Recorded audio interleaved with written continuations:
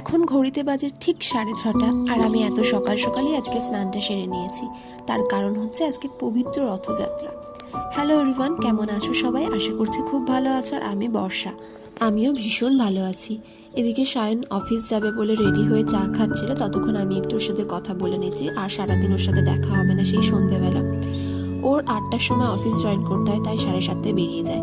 তারপরে আমি আলতা পরে নিয়েছিলাম। আমি এক জায়গায় আজকে যাব। কোথায় যাব জানো?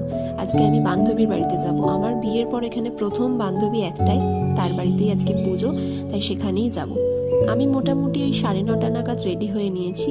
রেডি হওয়ার পরেই অনেক কাজ ছিল, বাড়ির পুজো করা, নিজের ব্রেকফাস্ট করা। ব্রেকফাস্টে সেরকম কিছু খাইনি, আজকেও ছাতু খেয়ে নিয়েছি। আর এদিকে আমি রেডি হয়ে গেছি, একটু তাড়াতাড়ি যেতে হবে, 10টা থেকে পুজো। এদিকে আমি বাড়ির পুজোও করে নিয়েছি। আর এই যে আমার ওয়ান অ্যান্ড অনলি বান্ধবী, তারপরে যাওয়ার কিছুক্ষণ পরে পুজো আরম্ভ হয়ে গেছে। এই যে দোকানটা দেখছো, এটাই আজকে উদ্বোধন হয়েছে ওদের। আর তোমরা আজকের দিনটাকে কে কিরকম ভাবে কাটালে অবশ্যই একটা কমেন্ট করে জানিও।